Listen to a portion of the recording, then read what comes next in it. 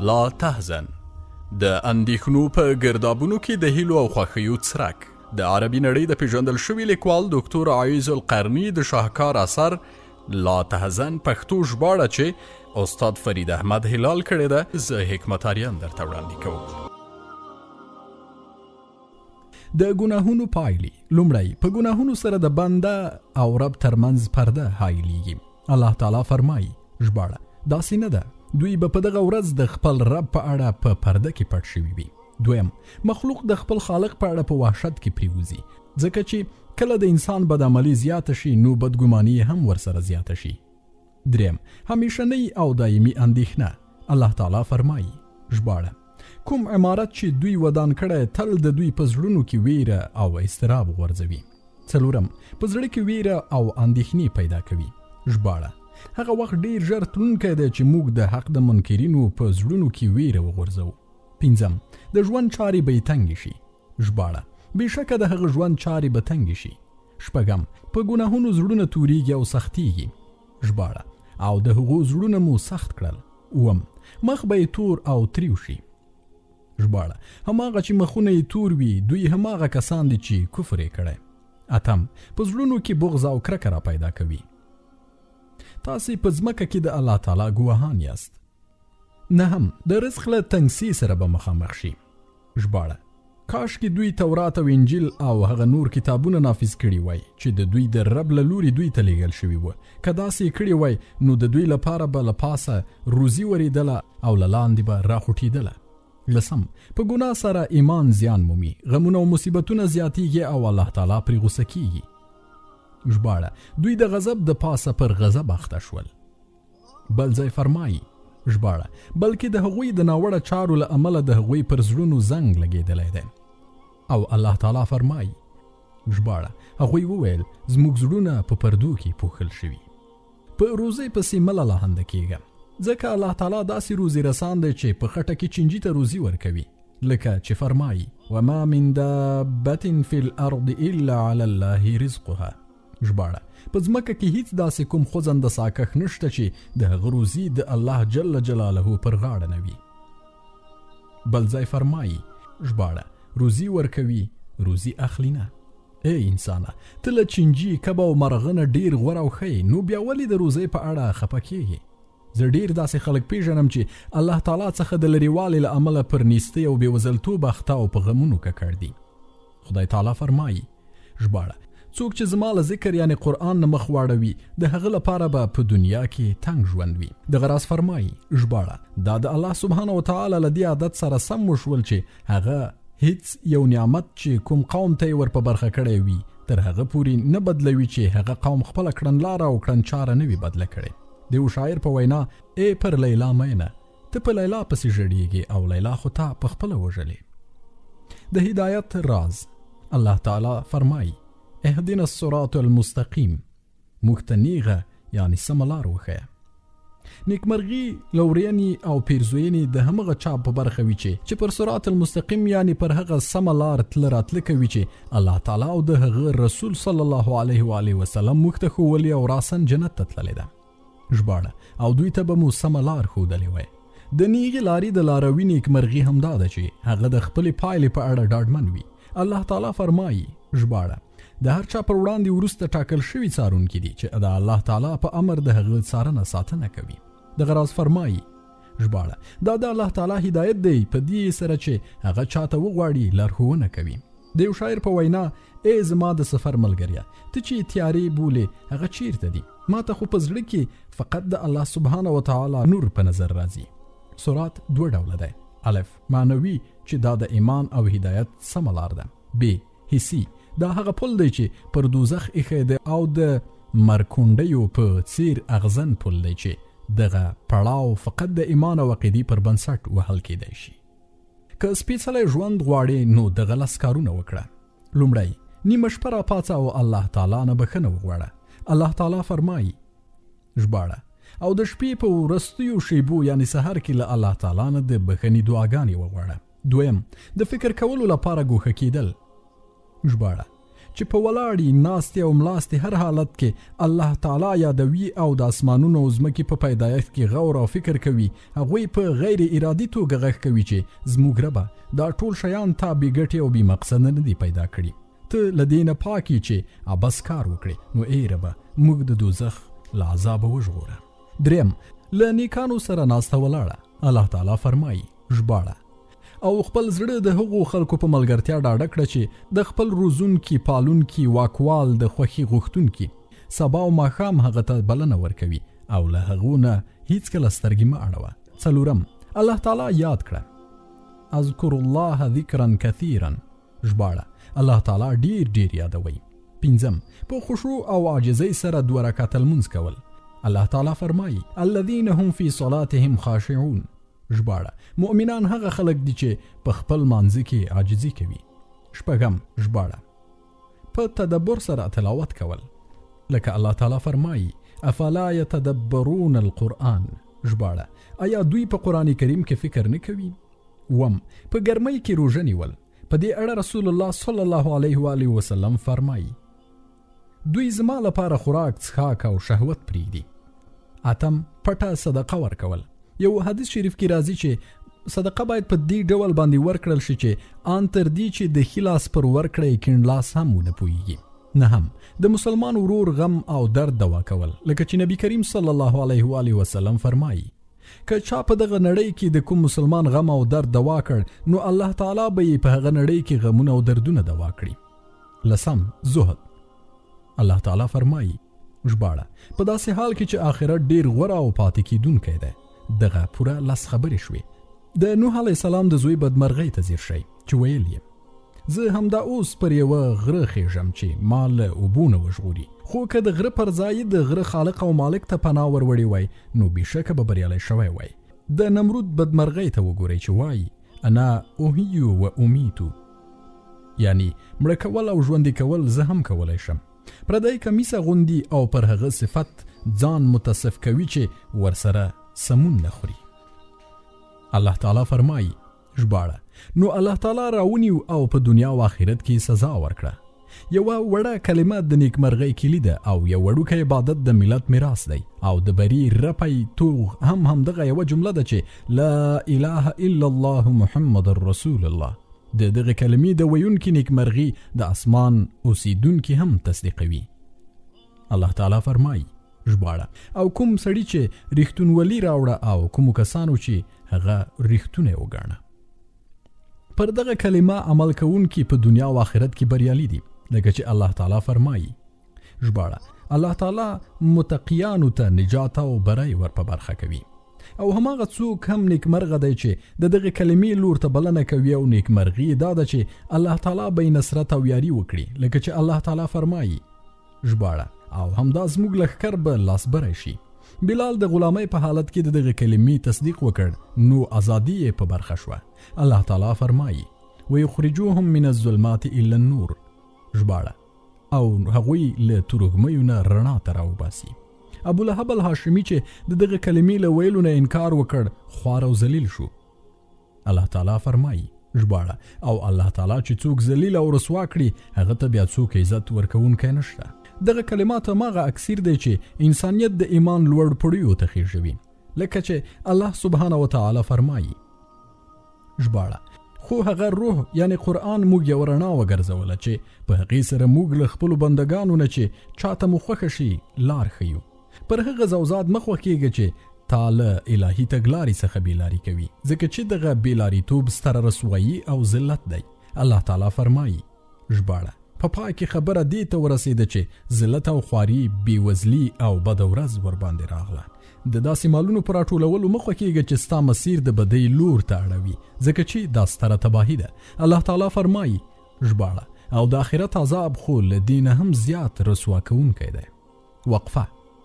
یا حیو یا قیوم برحمتک تر پایه په دغه مبارکه دعا کې یو ډیر ناشنا متناسب لیدل کیږي. هغه دا چې د حیات په صفت کې د کمال ټولي معناوي پرتی دي او د علماو په اند هم دغه د الله اسم اعظم دی چې دعاګانې پرې قبليږي. د یو شاعر په وینا قسم په الله هر هغه شی ناوړه نه دی چې ته ورڅخه په ویره او اندېښنه کې او نه هر هغه شی ښه دی چې ته غواړې د ډیرو شیانو نه خلک ویریږي خو هغسې نه وي. بیا نو په دې اړه غم او اندېښنه څه ګټه لري؟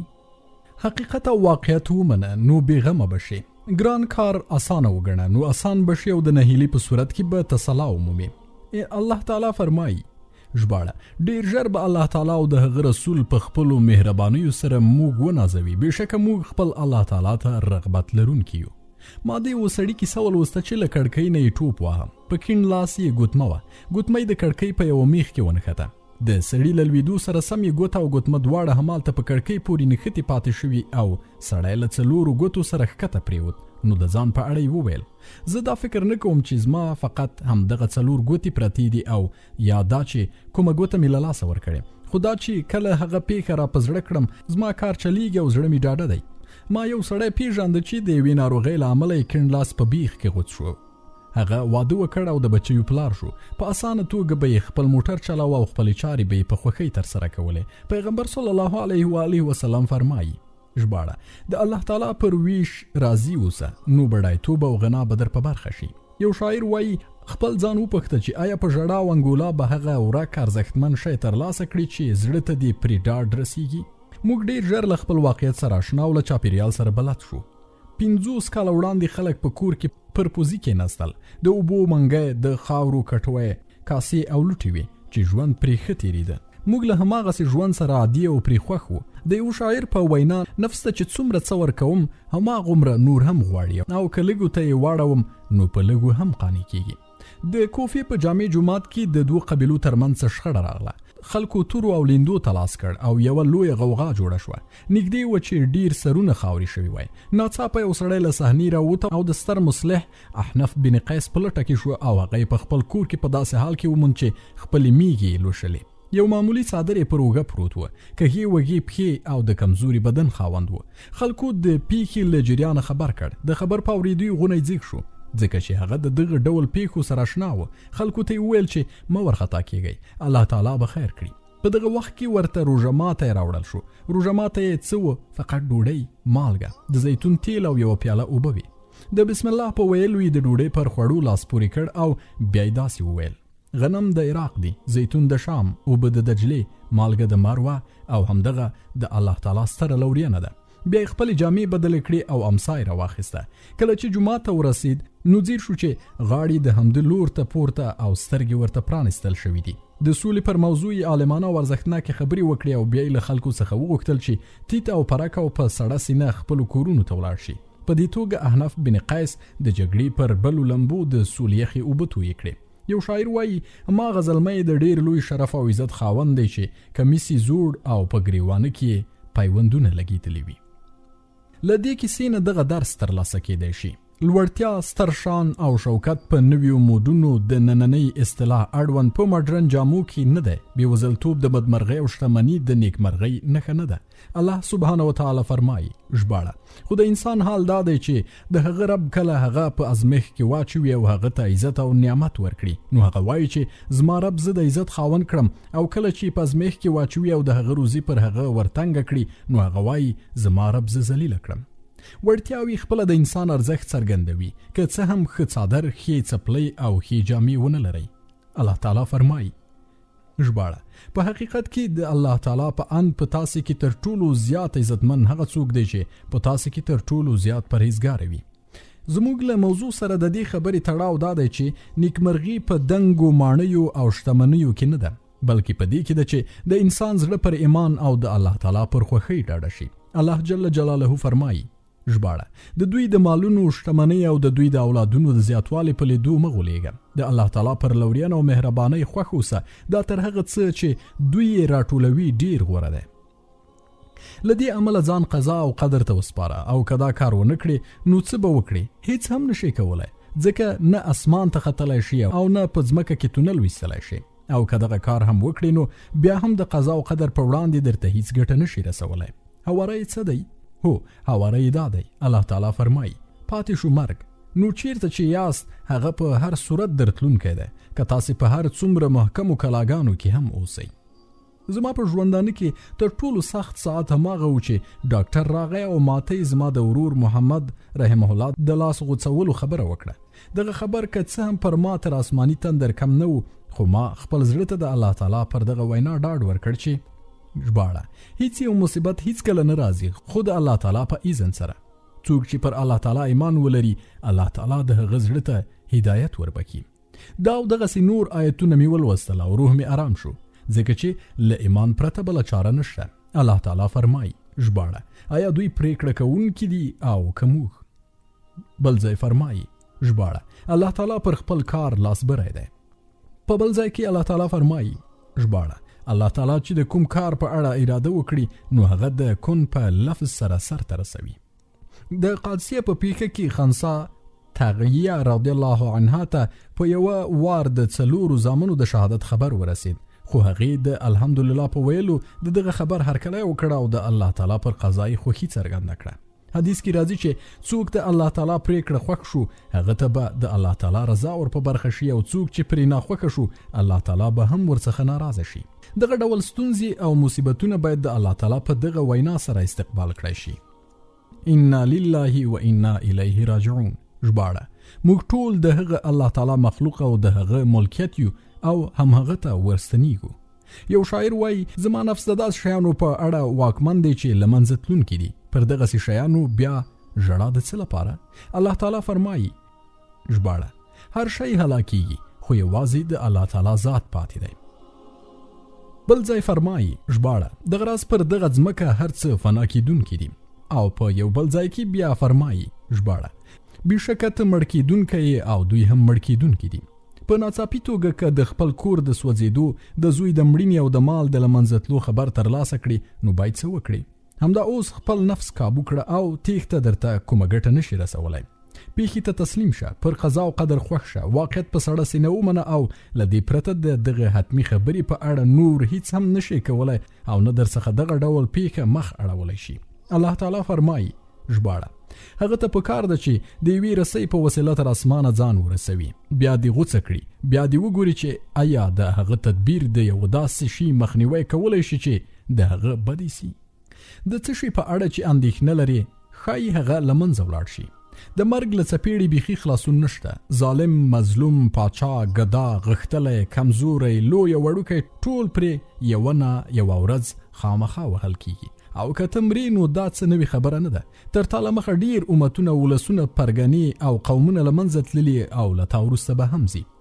ابن بطوطه وایي چې په شمال کې یوه داسې هدیره ده چې لږ تر لږه 1000 پاچایان پکې ښخ شوي. ورته څیرمه پر یوه لوحه دا شعر لیکل شوی د پاچایانو په اړه چې له خاورو څخه وپوښته چې له غټو سرونو او هډونو سره یې څه وکړل. انسان له دغې فنا نه بې پروا دی او فکر کوي ګوندې تل به دی وي او تل دغه دنیا. خو الله تعالی فرمایي ژباړه ای خلکو له خپل رب څخه وویریږئ او باور ولرئ چې د قیامت د ورځې زلزله یو لوی شی دی. دغه راز فرمایي ژباړه خلکو ته د هغوی د حساب کتاب ورځ یعنی قیامت را نږدې شوی او دوی د غفلت په حالت کې ډډه کوونکي دي. اندېښنه د بدمرغۍ لاره ده. د المسلمون جریدې د 14 هجري کال په 240مه ګڼه کې لیکلي چې په نړۍ کې 10 میلیونه انسانان د اندېښنې په رنځ اخته دي.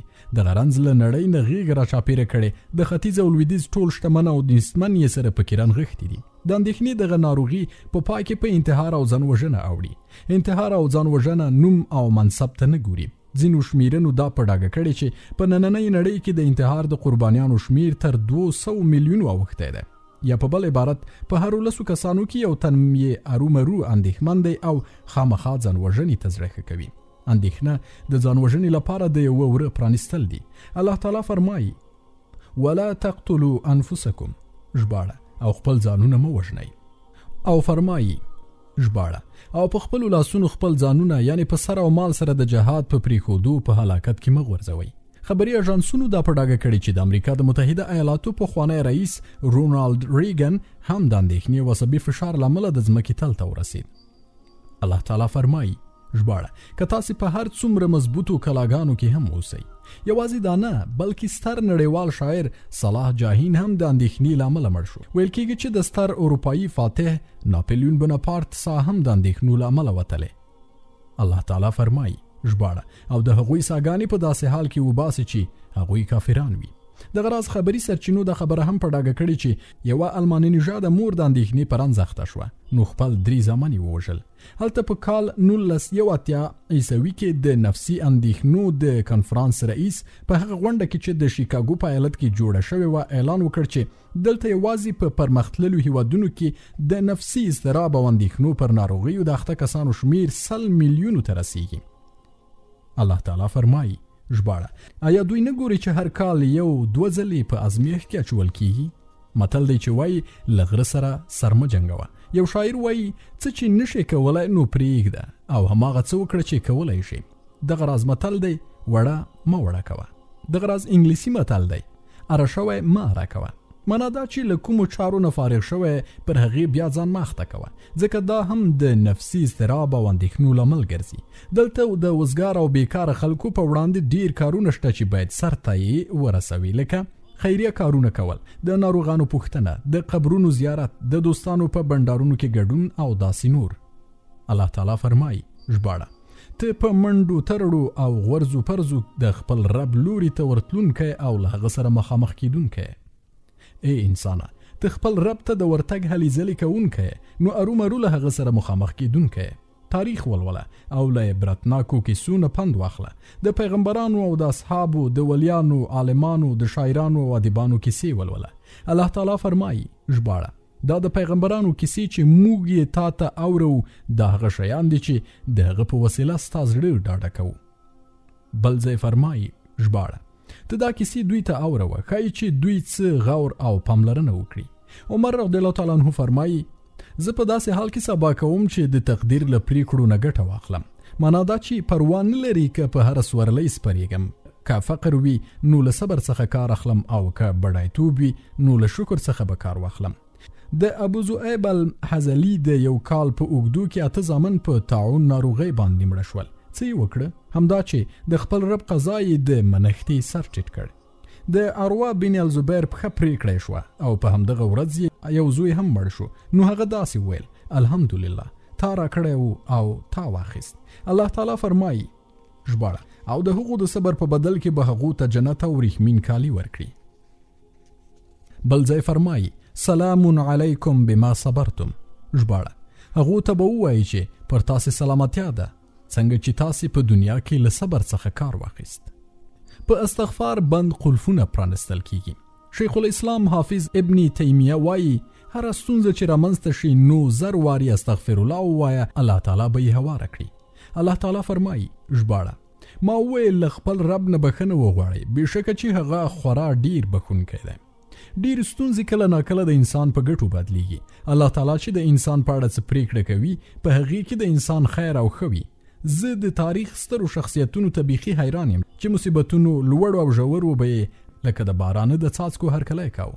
وګورئ د اسلام ستر پیغمبر صلی الله علیه و آله وسلم د بدر په ستره تاریخي پیښه کې له خپلې ځغرې سره د جګړې په ډګر کې ولاړ داسې وفرمایل ډیر ژر به دغې ډلې ته ماتې ورکړی شي او دوی ټول به شا اړوونکي تښتېدونکي ولیدل شي.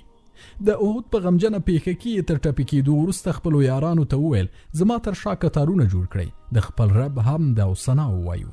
هو دا نبوي همت و چې تر اسمانه لوړ او د همدغه نبوي عزم و چې غرونه یې لړزول. قیس بن عاصم المنقري یو ډیر حلیم سړی و. یوه ورځ یې خلکو ته کیسه کوله چې یو سړی راغی او ورته ویل زوی دی وژل شوی او پلانۍ ښځې دی زوی وواژه. کیسه یې له پای ته نه ورسېدلې چې خلکو ته یې وویل زما زوی ته غسل او کفن ورکړئ او د جنازې د لمانځه لپاره بیا ماته غږ را وکړئ. الله تعالی فرمایي ژباړه د تنګسي او غمونو په وخت کې او د حق او باطل په جګړه کې صبر وکړئ. اکرمه بن ابي جهل رضی الله تعالی عنه د مرګ له سکراتو سره مخ و چې اوبه ورته وړاندې شوې. هغه ویل چې حارث بن هشام ته یې ورکړه. هغه وویل پلانکي ته؟ هغه ویل پلانکي ته. ان تر دې چې ټول صحابه رضی الله تعالی عنهم تږي شهیدان شول. پو او هوښیار هماغه څوک دی چې داسې فکر وکړي چې ټول خلک د ده په حق کې نه دي، ارومرو به یې مخالفت ته رامخته کیږي. دی باید مطلقاً پر چا تکیه ونه کړي، له خلکو سره اړیکې او ملګرتیا خپل ځان ته حدود لري چې له هغې نه باید تجاوز ونه شي او په هماغو حدودو کې د قربانۍ لپاره ځان چمتو کړي. د رسول الله صلی الله علیه و آله وسلم د لور زوی حسین بن علي رضی الله تعالی عنه وژل شو، خو امت پرې تنده هم تریو نه کړ او نه یې پرې څه وویل. بلکې قاتلانو یې د سر په غوڅولو د تکبیر او تهلیل نارې وهلې او فکر یې کوو چې ګنې ستره میډانه او بری یې ترلاسه کړ. د یو شاعر په وینا ای د محمد د لور بچیه، دوی ستا په وینو لړلی سر د تکبیرونو په بدرګه راوړ او دا یوه لویه کارنامه وبلله. دا په داسې حال کې چې دوی په حقیقت کې تکبیرونه او تهلیلونه ژوبل کړي او وژلي دي. هلته احمد بن حنبل رحمه الله زندان ته بیول کیږي او په زندان کې په تعظیمو وهل کیږي. لنډه دا چې په مرګ مشرف شي، خو چا یې هم ملګرتیا ونه کړه. هلته شیخ الاسلام ابن تیمیه نیول کیږي او پر کچره سپور مصر ته بیول کیږي، خو د خلکو هغه ډله او ټپله نه تر سترګو کیږي چې جنازې ته یې سوق شوي وه، ځکه دلته ټاکلي حدود دي چې تر هغې اخوا یو پل هم څوک نشي ښودلی، یعنی دغه د تقدیر پریکړې دي څوک یې نشي بدلولی. الله تعالی فرمایي ژباړه په خپله د خپل ځان لپاره هم د څه ګټې یا زیان واک نه لري، نه د وژلو وس لري، نه د ژوندي کولو، نه مړه شوي بیا راپاڅولی شي. همداراز الله تعالی فرمایي ژباړه ای پیغمبره ستا لپاره او ستا مؤمنانو پیروانو لپاره خو یوازې الله تعالی کافي دی. بل ځای فرمایي ژباړه ای محمده پر هغه خدای توکل وکړه چې ژوندی دی او هیڅکله مړ کیدونکی نه دی، د هغه له ستاینې سره د هغه پاکي بیان کړه. د خپلو بندگانو له ګناهونو څخه یوازې د همغه باخبرتوب کافي دی. بیا فرمایي ژباړه د الله تعالی په مقابل کې هغوی تا ته هیڅ په درد نشي خوړلی. یو شاعر وایي د الله تعالی پر رسۍ منګولې کلکې کړه ځکه چې همدغه یو قوي رکن دی که نور ټول ارکان له تا سره ټګي او خیانت وکړي. په لګښت کې له اقتصاده کار واخله. نبی کریم صلی الله علیه و آله وسلم فرمایي په لګښت کې د اقتصاده کار اخیستل نیم ژوند دی. یو شاعر وایي مال راټول کړه ځکه چې په مال عزت او درناوی ترلاسه کیږي او په دغه صورت کې بیا ته کاکا او ماما ته هیڅ اړتیا نه لري. هغه فلسفه ناسمه ده چې تا د مال په لګولو کې اسراف یعنی بدخرڅۍ ته اړ باسي، ځکه دغه د جوګیانو او صوفیانو خرافات دي او سپیڅلي اسلام ته پاک کار او د پاک مال ترلاسه کولو ته رابولي او بیا یې په پاک ځای کې د لګولو امر کوي. د اسلام ستر پیغمبر صلی الله علیه و آله وسلم فرمایي د یو نیک سړي په لاس کې صالح مال خورا ښه خبره ده. هغه چې د غمونو او اندېښنو لامل ګرځي هغه درانه قرضونه او بېوزلتوب دی. آیا تاسې د داسې شتمنۍ په تمه یاست چې ستاسې د سرغړونې لامل ګرځي او یا داسې بېوزلتوب چې له الله تعالی څخه په غفلت کې پریوزي؟ هغه چې د غمونو او اندېښنو لامل ګرځي هغه درانه قرضونه او بېوزلتوب دی. آیا تاسې د داسې شتمنۍ په تمه یاست چې ستاسې د سرغړونې لامل ګرځي او یا د داسې بېوزلتوب چې له الله تعالی څخه په غفلت کې پریوزي؟ د اسلام ستر پیغمبر صلی الله علیه و آله وسلم به فرمایل ای الله تا ته له کفر او بېوزلتوبه پناه دروړم ځکه چې نیستي انسان کفر ته اړ باسي. د ابن ماجه په حدیث کې راځي په دنیا کې له زهد نه کار واخله نو د الله تعالی به خوښ اوسې. دغه راز د خلکو د شتمنیو په اړه زاهد اوسه نو خلکو ته به خوښ اوسې. دغه حدیث کې یو څه ضعف لیدل کیږي.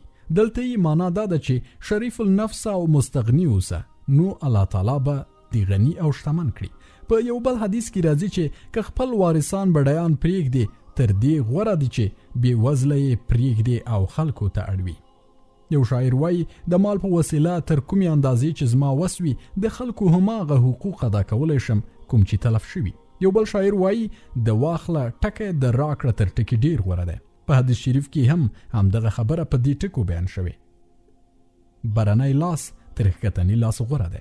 پورتنی لاس هماغه چې ورکړه کوي، ښکتنی لاس غوښتونکي لاس ته ویل کیږي. الله تعالی فرمایي ژباړه د هغو د استغنا په لیدو بې خبره خلک ګمان کوي چې دوی شتمن دي، یعنی دا چې د روزۍ لپاره د انسانیت په وړاندې چاپلوسي نه کوي. یو بل ځای فرمایي ژباړه آیا دا خلک د عزت لاسته راوړلو لپاره هغو ته ورځي په داسې حال کې چې هر راز عزت یوازې د الله تعالی لپاره دی. ابن الوردی په یو شعر کې وایي زه د یو چا لاس ښکلولو ته لیوال نه یم، تر دغه کار ماته د هغه لاس پرې کول غوره دي. که څوک ما نازوي نو زه غلامي کوم او که نه نو ماته له دغه کاره شرم راځي. له غیر الله سره اړیکې مه ساتئ. دا چې د مرګ او ژوند د خیر او شر او د روزۍ واک یوازې له الله جل جلاله سره دی نو بیا له خلکو نه ویره د څه لپاره؟ ډیری خلک ما لیدلي چې غمونه او اندېښنې له همدې امله لاسته راوړي چې د الله تعالی په خفه کولو کې خلک خوشحاله کړي او همدا د توحید په عقیده کې یو ډول کمزوري ده. یو شاعر وایي دا چې ژوند تریخ دی نو کاش چې ته خوږ وای، دا چې خلک خفه دي کاش چې ته خوښ وای. که د رښتوني محبت پر مفهوم وپوهیږي نو هر څه به آسان شي، ځکه د خاورې پر سر چې څه دي ټول خاورې دي. شیخ الاسلام ابن القیم رحمه الله د سینې د پراختیا په برخه کې یو لړ مسایلو ته اشاره کړې چې موږ یې دلته راوړو. لومړی توحید د خپلو صفاتو له امله د سینې په پراختیا کې لوی رول لري، ځکه چې د مشرک ژوند له سره د اعتبار وړ نه دی. الله تعالی فرمایي ژباړه، او څوک چې زما له ذکر د نصیحت له درس نه مخ اړوي د هغه لپاره به په دنیا کې تنګ ژوند وي. بل ځای فرمایي ژباړه، آیا نو هغه څوک چې الله تعالی د هغه سینه د اسلام لپاره پرانستله او هغه د خپل رب خواته په یو رڼا باندې روان دی. دویم، ګټور علم. کوم علما چې نبوي میراث په لاس کې لري د هغوی سینې د هر چا په پرتله پراخه وي. الله تعالی فرمایي ژباړه، ښه وپوهیږه چې الله سبحانه وتعالی پرته بل هیڅوک د عبادت وړ نه دی. دریم، نیک عمل چې په زړه کې رڼا په مخ کې ځلا او په روزۍ کې پراختیا را پیدا کوي. څلورم، مړنتوب او اتلولي. زړه او نور بدني غړي سره غښتلي او پیاوړي کوي او د رحمان ذات طرف ته یې ژر اړوي. په دغه صورت کې بیا هغه ته پیښې او حوادث څه ارزښت نه لري. پنځم، له ګناهونو ډډه کول، ځکه چې ګناهونه خړوالی، تیاري او وحشت رامنځته کوي. یو شاعر وایي ما لیدلي چې ګناهونه ژوندي زړونه وژني او په میراث کې رسوایي او سپکاوی د انسان په برخه کوي. شپږم، له ډیرو خبرو، خوړو، خوب او اختلاطه ډډه کول. الله تعالی فرمایي ژباړه، او دوی له بېګټې چارو څخه ډډه کوي. دغه راز فرمایي ژباړه، هیڅ داسې لفظ د هغه له خولې نه راوځي چې د هغه د محفوظ ساتلو لپاره یو حاضر باش څارونکی ورسره موجود نه وي. په غمونو اخته یو ناروغ یو طبیب د اضطراب او اندېښنې په اړه وپوښت. هغه ورته په ځواب کې وویل چې په دغه نړۍ کې هر خوځښت د الله تعالی په اذن منځته راځي، هیڅ غم مه کوه. متنبي شاعر وایي د وړوکي انسان تر سترګو وړوکی شی هم غټ راځي او د غټو خلکو په سترګو کې غټ شیان هم واړه ښکاري. د ازادۍ خوند. شیخ راشد په خپل کتاب المسار کې وایي هغه څوک چې 360 ډوډۍ، یوه ډبه غوړي او 1400 خرماوي ولري نو داسې کس هیڅوک نشي غلام کولی. همداراز په سلفو کې له یو تن نه نقل دی چې که څوک په اوبو او سپره ډوډۍ اکتفا وکړي نو له الله جل جلاله نه غیر به د هیچا غلامۍ ته نه غاړه کیږدي او نه به پرې د چا احسان باروي. یو شاعر وایي ما د خپلې تمې غلامي وکړه نو له خپلواکۍ یې لرې وغورځولم، خو که قناعت مې کړی وای نو اوس به اصیل او آزاد وم. سفیان ثوری او خاورینه تکیه. د حج پر مهال په مزدلفه کې نامتو حدیث پو سفیان ثوری د ځان لپاره له خاورو یو بالښت جوړ کړ او هغه ته یې ډډه ووهله. چا ورته وویل چې د نړۍ یو لوی حدیث پو او خاورو ته ډډه وهل؟ هغه په ځواب کې وویل دغه خاورینه تکیه ماته د خلیفه منصور تر وریښمینو بالښتونو ډیره غوره ده. الله تعالی فرمایي ژباړه، دوی ته ووایه موږ ته هیڅکله څه ضرر یا ښېګڼه نه رسیږي مګر هغه چې الله تعالی لیکلي دي. درواغجنې ژمنې او ناوړه اټکلونه شیطاني وهمونه دي چې ډیر خلک یې په اندېښنو کې غورځولي دي.